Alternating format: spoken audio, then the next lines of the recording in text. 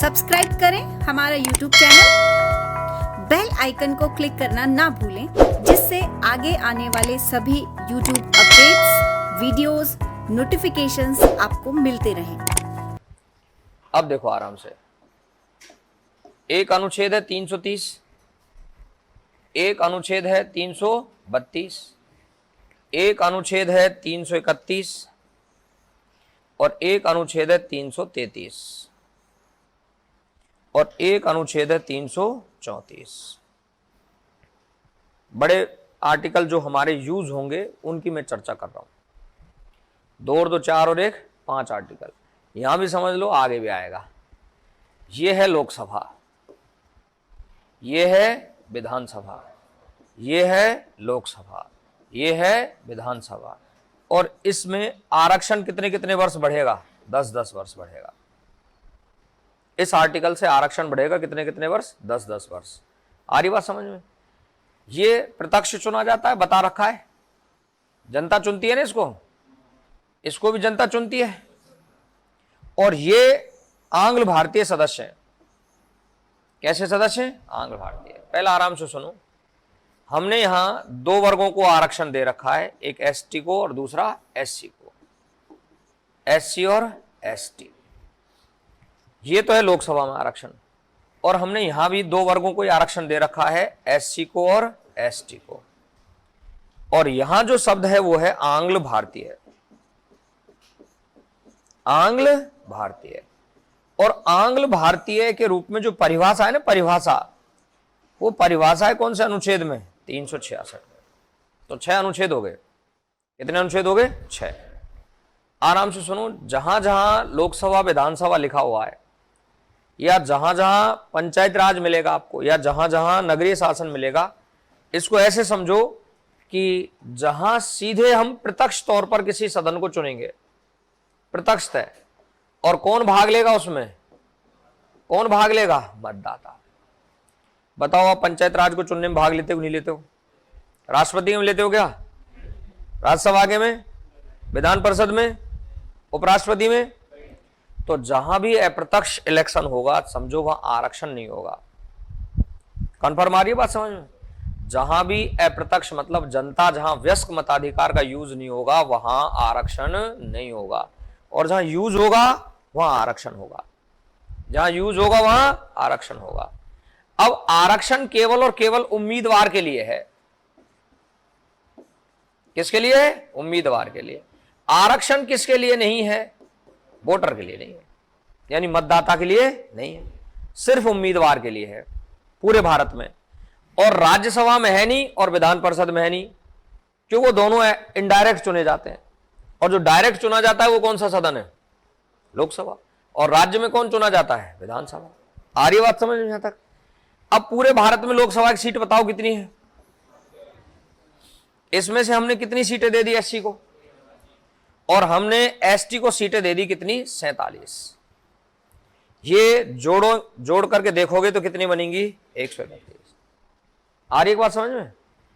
SC के लिए पूरे भारत में सीट कितनी है? 84 एससी के लिए। और सिर्फ कौन से सदन में? लोकसभा में। अनुच्छेद कौन सा है जिससे कौन से वर्ग को आरक्षण मिल रहा है? कौन से वर्ग को? और अनुच्छेद कौन सा है? 330, जिससे कौन से वर्ग को आरक्षण मिल रहा है? कौन से सदन में? पूरे भारत में लोकसभा की सीट कितनी है? उनमें से 84 सीट किसको दे दी और 47 सीट? मतलब इन वर्गों के ही उम्मीदवार चुनाव लड़ेंगे, कोई दूसरा वर्ग का उम्मीदवार चुनाव नहीं लड़ेगा। क्लियर है? और इन वर्गों में जो ये उम्मीदवार बने हैं, वहां मतदाता सभी वर्गों का हो सकता है। मतदाता, वोट देने वाला, और वोट देने वालों के लिए कोई आरक्षण का प्रावधान नहीं है। सिर्फ और सिर्फ किसके लिए है? उम्मीदवार। और 2 ही वर्ग हैं, तीसरा कोई वर्ग नहीं है, ना महिला है, ना कोई और है, ना ओबीसी है, ना ईडब्ल्यूएस, ना कुछ और है। मैं नौकरी नहीं पढ़ा रहा हूं, मैं राजनीति में उम्मीदवारों के आरक्षण की बात कर रहा हूं। नौकरी नहीं पढ़ा रहा हूं, राजनीति में उम्मीदवारों के आरक्षण की बात कर रहा हूं। तो हमने 2 वर्गों को आरक्षण दिया, एसटी और एससी को।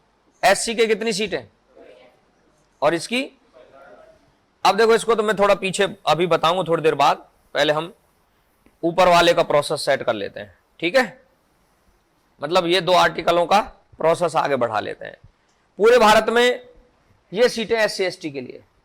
अब इस पूरे भारत में ही एक राज्य है राजस्थान। कौन सा राज्य है? यहां लोकसभा की हमारे हिस्से में कितनी सीटें आती हैं?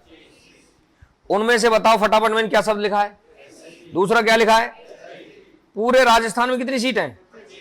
ST के लिए कितनी है? SC के लिए 4 और 3, और अगर मैं 25 में से कितने घटा दूं तो फिर कितने बचे?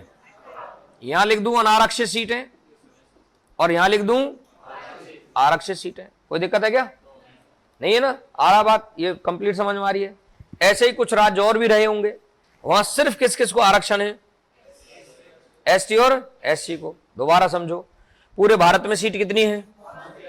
उनमें से कितनी रिजर्व हो गई? अब अगर मैं 543 में से कितने घटा दूं तो जो बची वो कैसी बची? अनारक्षित। जो बची वो कैसी बची? अनारक्षित। उन पे कोई भी चुनाव लड़ सकता है, उन पे कोई भी चुनाव लड़ सकता है। यहां तक क्लियर है बात? भाई कोई समझने में बात हो, दोबारा हर 5वें 7वें दिन में ये पढ़ा जाएगा, इसलिए एक बार इसको थोड़ा सा यहां समझ लो, फिर और भी आगे आएगा वहां भी समझ लेना। क्लियर है? ये तो हो गया मामला यहां तक। अब हर राज्य में विधानसभा की सीट है, हर राज्य में, और विधानसभा की सीट है तो राजस्थान में सीट कितनी है बताओ? 200। 200 में से हमने कितनी सीटें दे दी SC को, और ST को हमने कितनी दे दी बताओ? तो ये जोड़ करके कितने हुए? अगर मैं इसमें से घटा दूं कितने को तो फिर कितनी सीटें बचेंगी? ये तो कैसी हैं बताओ, और ये कैसी हैं बताओ? आरक्षित। समझ में आ रहा है ना मामला? अब ये आरक्षण हर 10-10 वर्ष में संसद बढ़ाती है। हर कितने कितने वर्ष में? 10-10 वर्ष में। लोकसभा में भी और हर राज्य की विधानसभा में। हर राज्य की, हमारे यहां कितनी सीटें? 200। अब ये जो आरक्षण बढ़ता है 10-10 वर्ष, वो कौन से आर्टिकल से बढ़ता है? 300। अभी देखो मैंने एक संविधान संशोधन लिखा है, बहुत बार आएगा, कम से कम 20 बार आएगा यही शब्द। 104वां संविधान संशोधन 2019 लिख रहा है। 104वां संविधान संशोधन, और संविधान में संशोधन करने का अधिकार होता है संसद के पास। किसके पास? संसद के पास। संसद ने यह संविधान संशोधन कर दिया 19 में, और यह कह दिया इस आर्टिकल के जरिए कि 25 जनवरी 2030 तक जो ST SC का आरक्षण है वो यथावत रहेगा। 25 जनवरी 2030 तक ST SC का आरक्षण कैसा रहेगा? यथावत रहेगा। यहां तक किसी को कोई समझने में तकलीफ आ रही हो तो बताओ। आरक्षण मिला हुआ है ST SC को। अगर लोकसभा की बात करते हैं तो कौन सा अनुच्छेद है? अगर विधानसभा की बात करते हैं तो, और ये हर 10-10 वर्ष में पार्लियामेंट बढ़ाती है, ये कौन सा अनुच्छेद है? कौन से संविधान संशोधन से बढ़ गया? पहले हमने 95वां संविधान संशोधन किया था 2009 में। 95वां 2009 में, और 2009 में ये लिखा था कि आरक्षण 2020 तक रहेगा। 2009 में लिखा था ये आरक्षण 2020 तक रहेगा। अब 20 में खत्म होता, उससे पहले फिर बढ़ा दिया। कितने वर्ष के लिए? 10 वर्ष के लिए। आरक्षण कौन से अनुच्छेद से बढ़ता है? फिर हमारी संसद ने क्या किया? 104वां संविधान संशोधन किया। जैसे पहले 95 में किया, जब 10 वर्ष बढ़ा दिया, अब कौन सा कर दिया? 104। कितने वर्ष बढ़ा दिया? 10 वर्ष। कब तक रहेगा? 25 जनवरी 2030 तक एज इट रहेगा। एज इट रहेगा। क्या? आरक्षण सिर्फ किसके लिए है? किसके लिए नहीं है? वोटर के लिए नहीं, मतदाता के लिए कोई आरक्षण नहीं है। अगर कभी घर जाके पढ़ोगे देखोगे तो मैंने लिखाया है नेहरू रिपोर्ट में सार्वभौमिक वयस्क मताधिकार। सार्वभौमिक वयस्क मताधिकार, तो मैंने काफी सारी बात की है इसको लेकर के, क्योंकि वयस्क मताधिकार के पहले एज थी 21 वर्ष। फिर एक प्रधानमंत्री हुए राजीव गांधी, उन्होंने 61वां संविधान संशोधन कर दिया 1989 में, 1980, और फिर वो 3 वर्ष हमने 21 से घटा दी, मतलब कितने वर्ष कर दिया? 18 वर्ष। कितने वर्ष? 18 वर्ष। तो आज वयस्क मताधिकार की एज कितनी है? 18 वर्ष। तो ये तो है वोटर, और मैं बोल रहा हूं कि वो व्यक्ति उम्मीदवार है। तो जो वोटर है ना, वोटर, वो तो 18 वर्ष का है, लेकिन उम्मीदवार के लिए डिफरेंट एज हो सकती है। जैसे सरपंच के लिए 21 है, MLA MP के लिए लोकसभा में 25 वर्ष है, जैसे MLA MP राज्यसभा है 30 वर्ष है, जैसे राज्यपाल है 35 वर्ष है, उपराष्ट्रपति है 35 वर्ष है, राष्ट्रपति है 35 वर्ष है। क्लियर है? 35 से अबव नहीं है, केवल लोकपाल की है 45 वर्ष। केवल लोकपाल की है कितने वर्ष? 45 वर्ष। बाकी मैक्सिमम 21, ज्यादातर फिर 25, 30 और 35, क्योंकि जीवन फिर लगभग दुगना ही बचता है। 35 को मल्टीप्लाई करोगे 70 तक लगभग आउटडेट का आदमी हो जाता है, 70-75 के आसपास, बहुत ज्यादा रहता नहीं है फिर उसमें। तो यंग राजनीति है। अभी देखो कभी कभी न्यूज व्यूज भी देख लिया करो। अभी G20 का सम्मेलन चल रहा है, कहाँ गया है प्रधानमंत्री? जापान गया है। कहाँ गया है? हिरोशिमा गया है। कहाँ गया है? हिरोशिमा। अब वहां उसको कभी कभी यूट्यूब पे या कैसे भी जैसे चैनल से देख रहे हो तो आप देखिए फ्रांस का राष्ट्रपति कितना यंग है। इंग्लैंड वाला तो ऐसा लग रहा है जैसे 22-23 वर्ष का ही लड़का हो, लगता है ना। थोड़ा अमेरिका का ज्यादा बड़ा है, हमारा भी थोड़ा बड़ा है, 70 के आसपास हो गए प्राइम मिनिस्टर। लेकिन हमारा जब भी कभी उतरते चढ़ते समय, बैठते समय, बात करते समय, इनकी पर्सनैलिटी बहुत मायने रखती है। नेताओं की बहुत मायने रखती है। अगर आप किसी दूसरे नेता से मिल रहे हो और हाथ मिलाने में आपने गलती कर दी और हाथ ऐसे मिलाया और क्या हाल है, तो फिर वो बोले यार लीडरशिप भी बिल्कुल शिथिल है, तो फिर मामला शिथिल होगा। इसलिए हाथ बहुत गर्मजोशी से मिलाना चाहिए। कई बार आपने देखो अगर नरेंद्र मोदी का फोटो आता है उनका प्रधानमंत्री जी का, कि वो आंखों में आंख डाल के बात करते हैं। तो आंखों में आंख डाल के बात करने का मतलब है कि हम सच्चे आदमी हैं। कैसे आदमी है? सच्चे आदमी है। पलक नहीं झपकता, अगला ही झपक लेता है जो झपकना है जिसको। समझ रहे हो मेरी बात? उतरने की स्टाइल एक तो है ना, उसको प्लेन जो होता है उनका, उसके डंडे को पकड़ के उतरे, और एक खट खट खट खट खट खट उतरे, तो लगता है कि हाँ कोई उतर रहा है।